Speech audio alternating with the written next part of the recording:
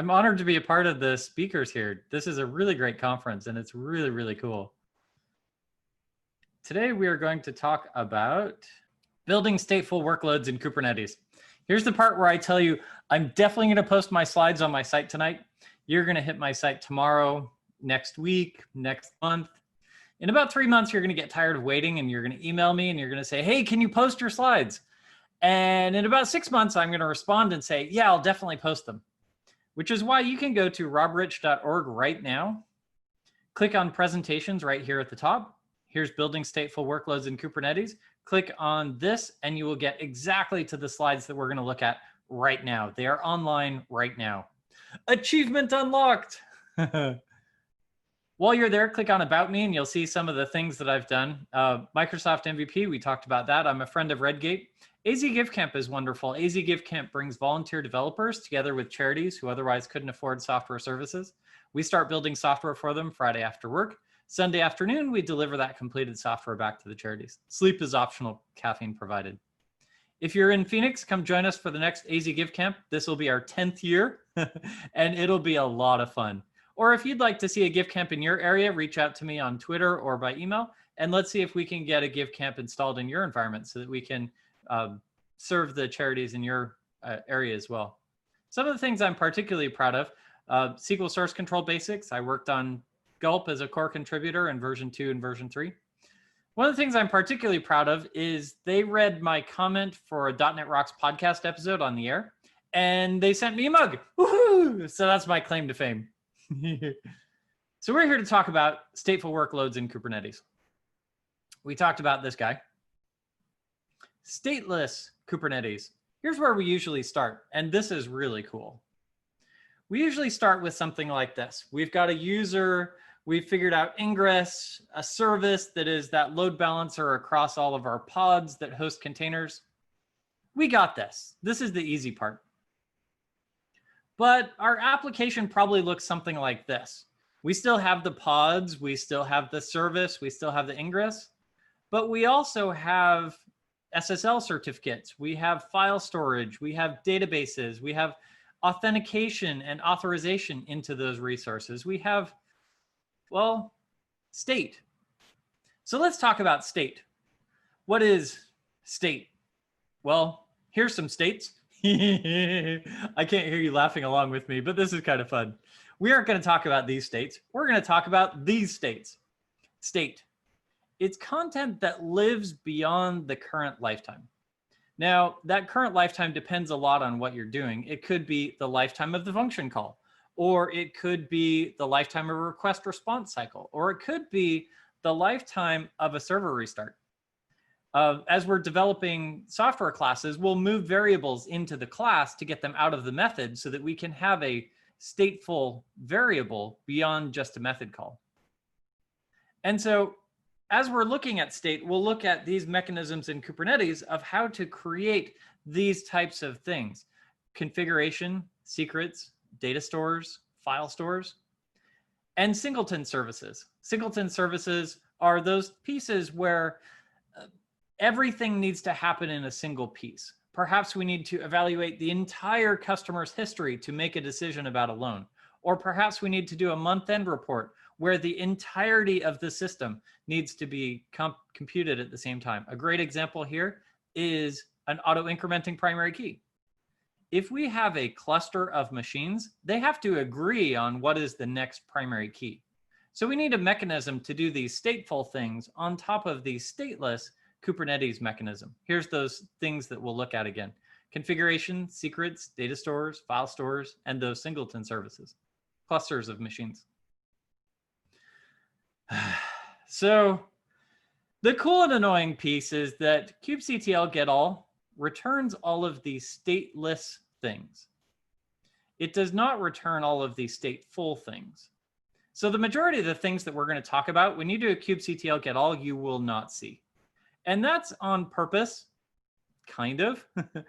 They don't want to show these stateful things because if you accidentally deleted one of these things, you could lose data. Or maybe it's a secret and they don't want to expose the secret to you. So there's a couple of issues. As you grab the slides from robrich.org, you can click into each of these blue links and you can start to investigate those issues and needs that people have identified of saying, hey, kubectl doesn't show me my stateful resources. And everyone's saying, yeah, you're right. There is a way to do it, and it's a little bit ugly. kubectl API resources will list all of the resources in your cluster, including all of the CRDs that you have pulled in, maybe from operators or other places. You can use kubectl API resources then to identify the all of the names that you need to ask for, and then take that list of names, comma, separate it, and kubectl get that list of things, and now you can get all the things.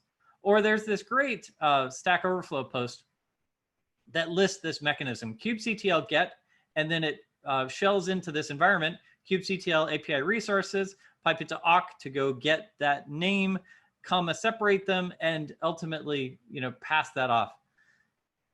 Yeah, create an alias for this, or just get good at typing kubectl get the thing that you want, kubectl get secrets.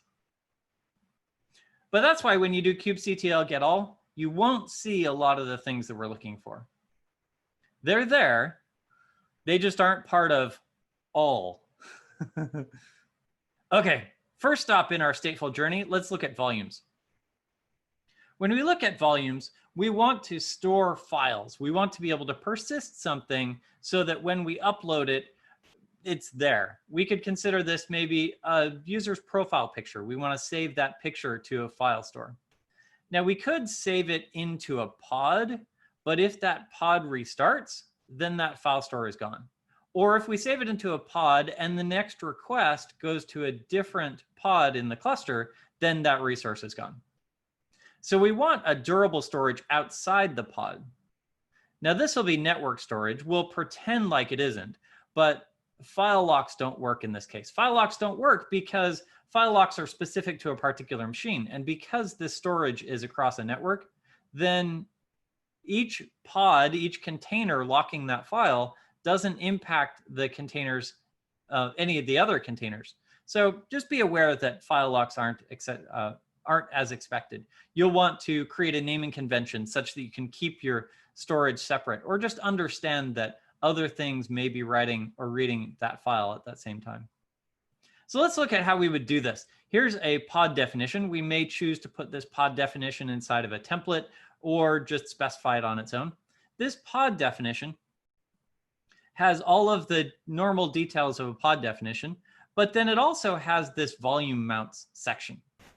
Now this volume mounts specifies the name of the volume. In this case, I've called it the volume, and the path in the container to the directory. Now this path is the path that will get symlinked into the container, and our application then can just use this as if it was a regular path in our operating system. But because this is a volume mount, we can now go here into the volume section and look at the volume. Nothing magic about this name, you could name it anything. And this is a host path mounted to this spot on the host. So this data will be more durable. It'll be beyond a pod. It'll be persisted into the host. Now in time, you probably don't want it host mounted. You don't want it on a particular node in the cluster. You want it to be, I don't know, in Amazon Azure Files or blob storage or in S3 or on your SAN. You want it somewhere outside the bounds there.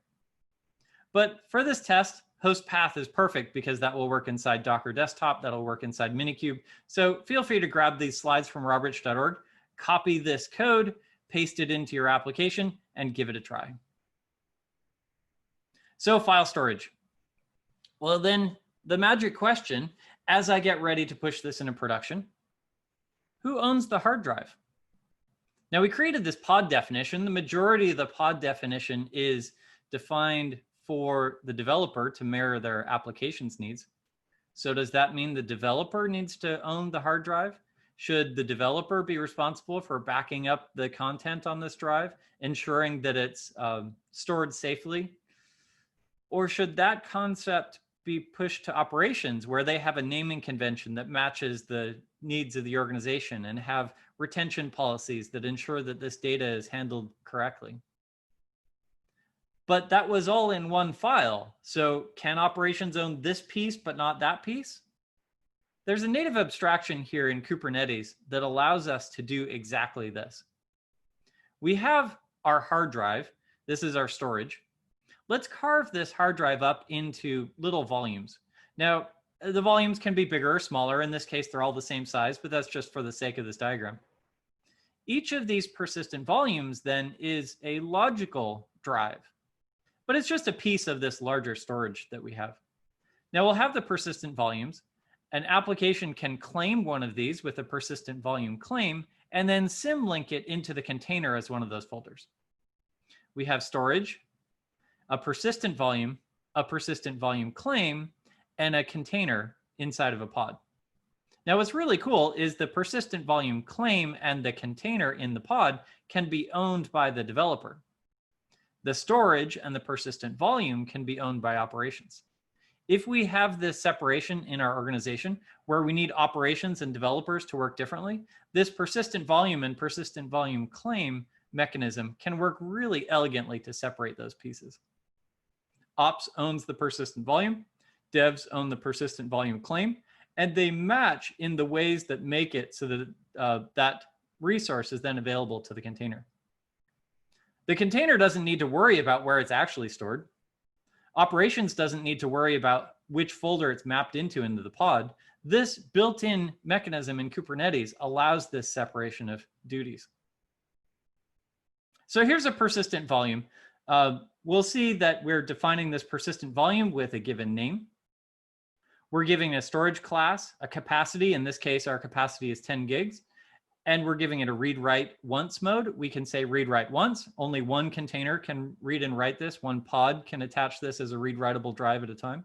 We could say read-write many. Many pods can attach it at the same time. Or we can say read-only many so that many pods can get at it, but none of them can write to it. And then we'll specify where this actually is. Here's the spot on our SAN, or here's the Azure File Storage or Blob Storage, the Amazon S3 bucket, the MinIO server. This is that content where I actually want to persist this data. Now notice that there's nothing in here about how we're going to use it in our application. That comes into place in this persistent volume claim. The persistent volume claim says, I would like some read-write once stuff. I would like it to be this particular storage class, and I want this much size. In this case, we asked for 3 gigs. I'm going to name this PV claim. And then in my pod definition, in our volume section, we're mentioning that claim. The claim name is PV claim. The path into the container is unchanged. We only change this persistent volume claim name to be able to claim a particular persistent volume. So this pod references this persistent volume that needs a read-write once thing that is 3 gigs or better. There's a persistent volume available that is read-write once and is 10 gigs, and that's the one that we grab, and we're able to have storage in our application. Now notice that this said, I want 3 gigs or better, and this one said, I am 10 gigs. That's interesting. We were 3 gigs or better, and that worked out perfectly. We have storage carved up into persistent volumes. We claim one and symlink it into the container as local folders. Next up, let's look at config maps. So similar to volumes, there's a simple way where we can grab configuration details and just stick it on the pod. And there's a way that empowers that abstraction in Kubernetes to separate the difference between dev and ops if we have that need. Let's first take a look at our simple approach. Configuration is those read-only details that we want to make different between environments. These are maybe the difference between the dev test environment and the production environment. Maybe it's the difference between the configuration for local machines and the configuration that we have on a larger, beefier horsepower machine. Here's a configuration detail baked into a pod. So I've snipped out all of the things. We may have resource limits, we may have volume mounts, and here we're specifying the environment variables that we want to hook up to this particular pod. Now, this pod definition could be part of a template inside of a deployment.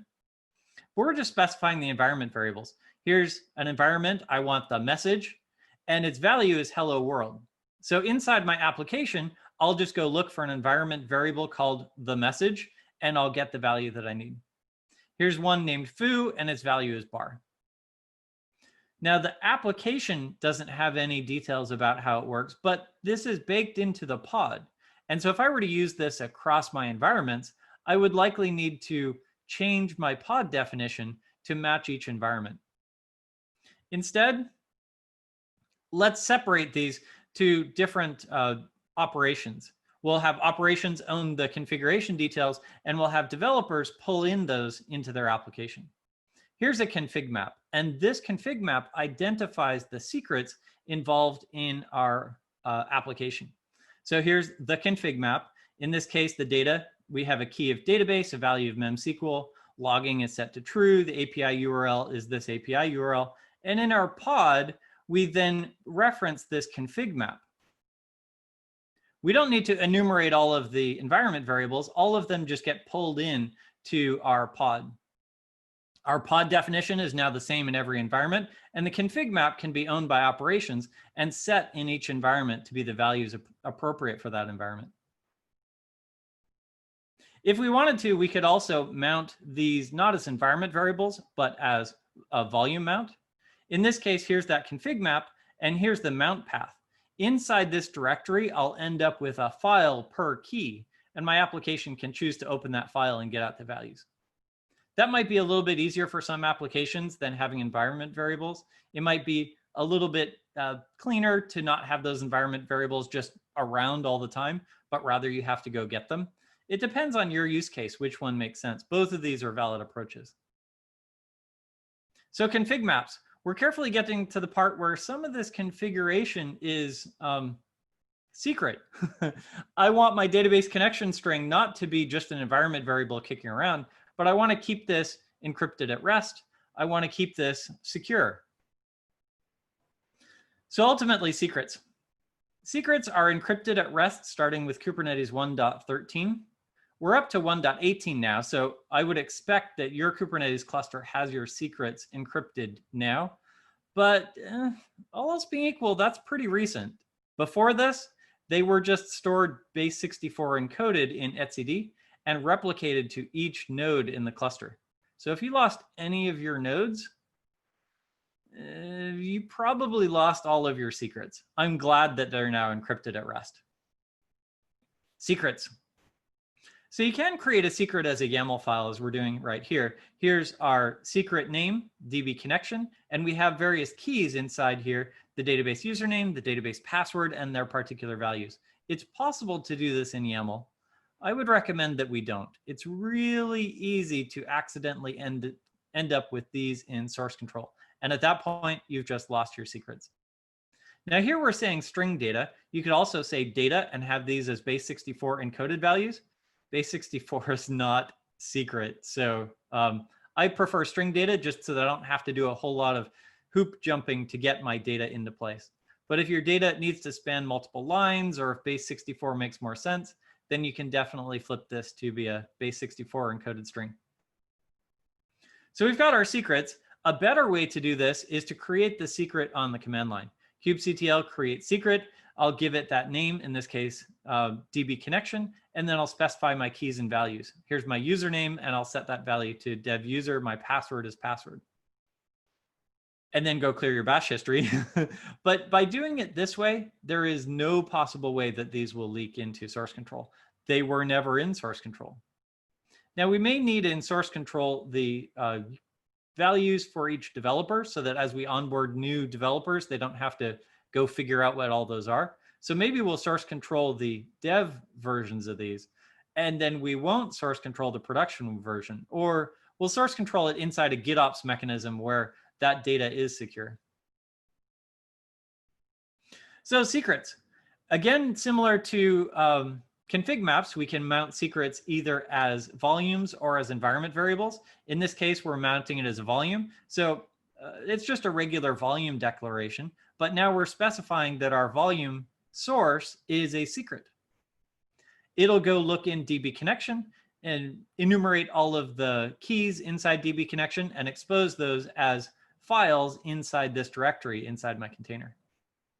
I can do it as environment variables as well. Here in environment variables, it gets a little bit more verbose because I'm specifying each secret name and its key to go get that out of the secret. But yeah, here's all the environment variables with my secrets. And inside my application, I just reach into and grab that environment variable, and I'm ready to go. So stateful set. This is where things start getting really interesting. We talked about volumes, we talked about configuration, we talked about secrets, but how do I get a cluster going? Maybe it's a database cluster like an ELK cluster, or maybe it's a file store. All of those things need many machines that work together. And these machines that work together need to be able to discover each other. If I have my database cluster, maybe it's a MemSQL cluster that has 3 or 5 machines working together to provide high availability. That cluster, I need all of those machines to be able to discover each other so they can replicate their data between them so that they can ensure consistency and health of that stateful cluster.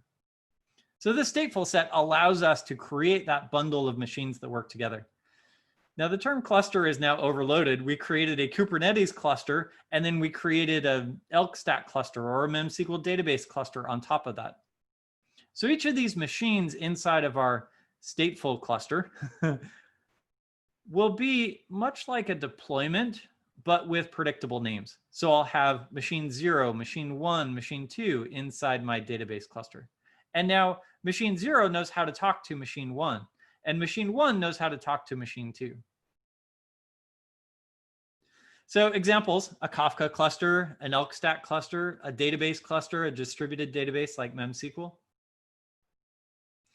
Now here's how that works. Here's my pod. This is pod 0. And so now I have that known name.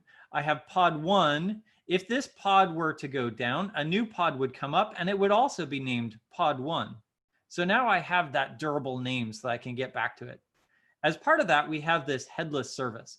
And this headless service is that DNS mechanism so that it can discover those other pods. When pod 0 wants to reach out to pod 1, it will reach out to that headless service and get to pod 1. We could choose to expose this headless service to outside consumers, but it's probably better to have a regular node port or cluster IP service that replicates traffic into our cluster at the appropriate mechanisms.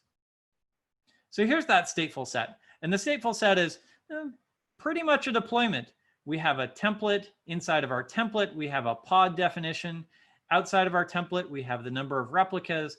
The only difference between this and a regular deployment is we have this service name, and it's of kind stateful set. This service name, that's that headless service that allows that communication between pods in the stateful cluster. Here's that stateful headless service. And what makes it headless is this part, cluster IP of none. Cluster IP of none says it doesn't have a cluster IP, it doesn't have a node port, it isn't of type load balancer, it is just a headless service. And because it's a headless service, now anything reaching out to it can reach out to it as the db1.db service. That's how I get to pod 1. Or db0 to get to pod 0. Anything just wanting anything in the service can use the round robin mechanism like this, where they just get at DB service. But if I want to get at a particular machine inside the DB service, I'll specify that here. And the service then acts as that DNS mechanism to be able to discover the other pods in this stateful service. So stateful sets, config maps, volumes, secrets. Here's our real world application, and we can see how each of these pieces allows us to get our real world app into place. Our ingress is going to have that SSL certificate, and that will be a secret. It'll have the domain name. Maybe that's a config map. We'll have pods reaching into our database cluster. That database cluster is a stateful set. File storage, those are volumes. And then the configuration details of how to get to those volumes or how to get to that database cluster. Those could be config maps or secrets. We see how all of these day 2 concerns make it possible to get our real world application here into production. This has been a lot of fun to dig through the stateful set details. I would love to take your questions if we have time now, or if you think of a question tomorrow or the next day, hit me up on Twitter at Rob_Rich, and definitely grab these slides at robrich.org. They are available online right now.